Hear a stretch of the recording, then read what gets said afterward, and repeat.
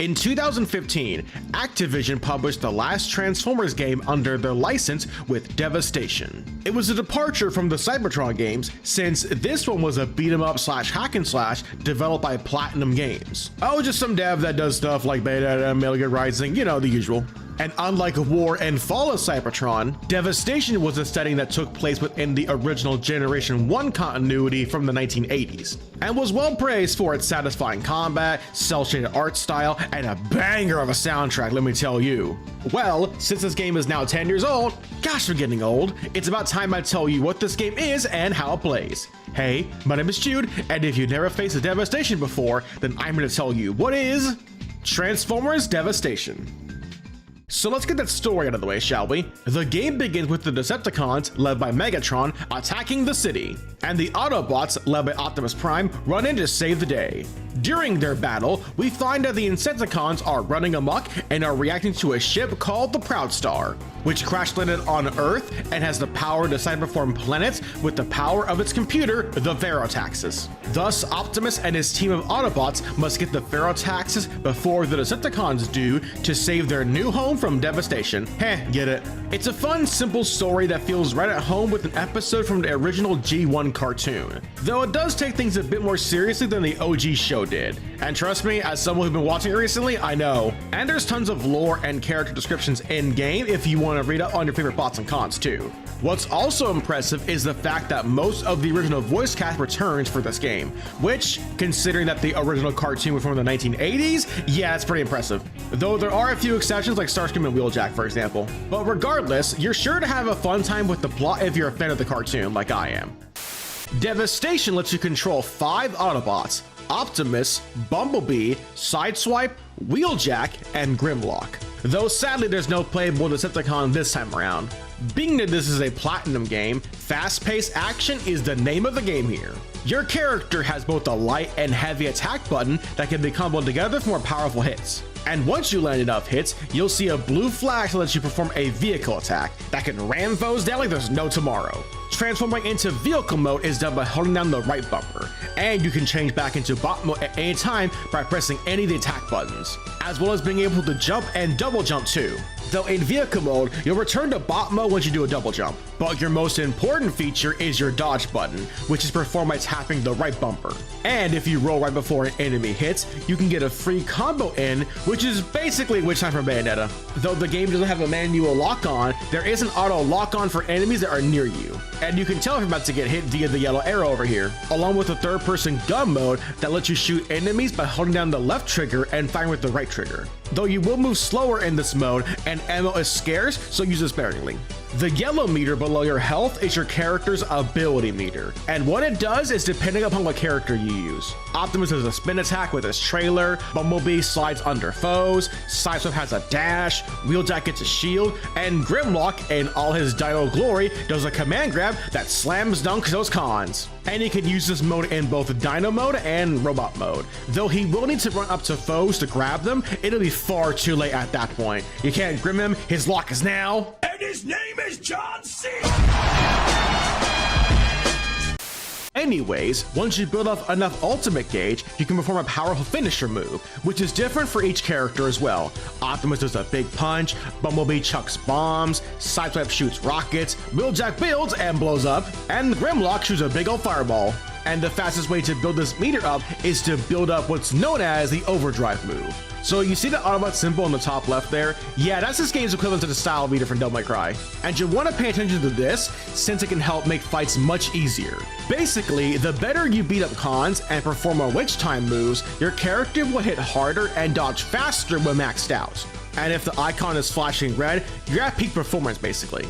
Now of course these are all the basics on how the game works. Since this is a Platinum game, the combat has a lot of depth to it. Like if you know what you're doing, you can destroy these enemies in this game.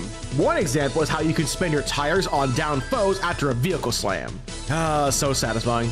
That being said, the best character in the game is by far all of them. The game is built to where you can beat it with whoever you want if you choose to. So if you want to stick to just one character for the whole game, you can totally do that. Optimus is the first character you get your hands on, and he can tank hits and is the only one who can wield the axe types in the game. While Bumblebee may not hit as hard, but he can get the jump on enemy with his previously mentioned slide move. And he can perform a follow-up move, as well as perform a second rush attack to boot. Sideswipe can also perform a second rush attack, and his dash allows him to get up close and continue combos. Wheeljack works a little differently, since his rush attack usually shoots rockets instead of a ramming hit. Grimlock, on the other hand, is the toughest character to master in the game. Since his ult mode's a dinosaur, you have to mash the B button to go to top speed, as well as his flamethrower as his vehicle gun that you can aim like it's Fall Cybertron. And learning how to swap between robot and dino mode takes a bit of getting used to. Since the game is mission-based, you can edit your character in the ARC menu via these green automata icons in the levels, as well as swap what bot you want to play, their weapons, buy more weapons and moves via the lab, and even play a short minigame to get chips to equip your character with minor buffs. But what you'll really want to spend time here doing is upgrading your character's stats. And you better do this since the game gets kind of tough near the end. Sure, you can get away with not upgrading your character in the early game, but later levels will kick your butt if you don't boost your stats. And unfortunately, these will need to be done by spending in-game currency with the most annoying sound ever to assault your ears as you hold on the button to max out a stat. Hey, want to hear the most annoying sound in the world? Blaster. Now, as far as weapons go, every bot can use up to 4 at a time that you can swap freely to via the D-pad, though it's usually best to have 2 melee weapons and 2 guns equipped at a time. You got your swords, axes, twin swords, fist weapons, and even a grappling hook to extend combos. But not all of the bots can use every weapon type in the game, like how only Optimus and Grimlock can use the hammer weapon, for example. And some of the best weapons to use in the game are easily the elemental weapons, like Fire Fists, Energon Swords, and Ice Swords to boot, since these have a chance of inflicting a status ailment on foes, like freezing an opponent after enough hits, and every melee weapon has more in-depth combos that you can easily find via the moveless option. Though guns aren't exactly friendly, they can be used to continue combo strings or shoot those pesky flyers out of the sky. So be sure to try out different weapon types to find out which one feels the best for your playstyle. Also, be sure to upgrade your weapon via the synthesis option in the ARC menu. You can combine 2 weapons, and the first one you choose will get the second weapon's skills and upgrade stats too. But you only have a limit of 200 weapons you can have in your inventory at a time, so get ready to do some selling once your box is full.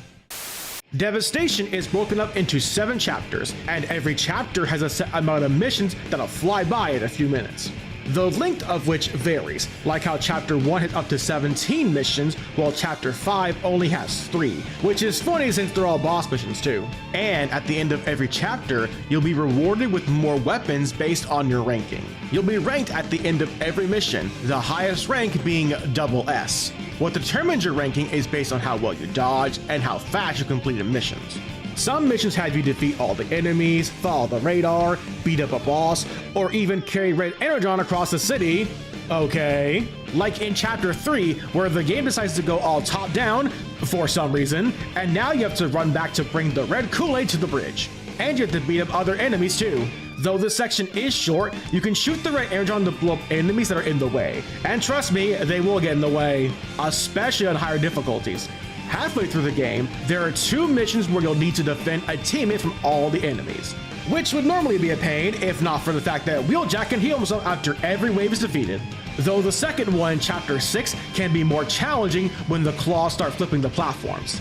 And there are several side missions you can face to get more loot, which you can find via these blue circles on the ground. There are also several loot chests in most levels that you'll need to beat up enough times to break open, and some of them are even guarded by purple shields that you'll need to ram at full speed to break through, along with several yellow circles on the ground you can vehicle slam to get more loot from. Devastation has a decent enemy variety throughout the game, and it does a good job introducing new tougher enemies later on. The loop of beating down cons is to wail on them until they get stunned after enough combos and perfect dodge counters to win fights.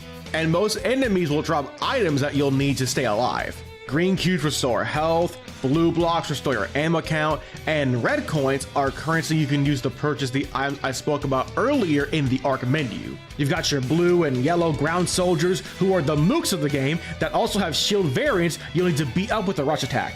But of course, very quickly, they introduce everyone's favorites. Seekers! Seekers! You can fly! Anyways, Seekers will need to be shot out of the air, though you can get up in their grill and beat them up too if you want. There's purple Seekers, red Seekers with shields, and the white variants that are melee focused. And several of the early missions have the Claw that are pretty easy to beat, since all they do is drill, and that's all she wrote. The second level will introduce the Insecticon enemies, who can cause status effects like slime that stuns you, electric sparks that also stun you, and even kamikaze cons identifiable via the big red ones. Thankfully, these don't take many hits to kill, so be sure to kill those filthy roaches before they blow you the heck up. And Chapter 3 introduces the heavy variants of the ground soldiers, and since they hit like freight trains, it's best to deal with all the smaller guys before taking on the heavy soldiers first. One of these guys is tough enough, but 2 or 3 of them are a nightmare to deal with. But what good TF game wouldn't be complete without a heaping level of Decepticons to style on? Most bosses have a checkpoint that is tellable once a short cutscene plays after you beat them up a bit. And some of the early fights end halfway, like the first Megatron boss, which is just there to teach the player how to do rush attacks. And he even brings this back in his later cage fight too. The first boss of the game starts strong with Devastator, who is a fan of Attack on Titan it seems.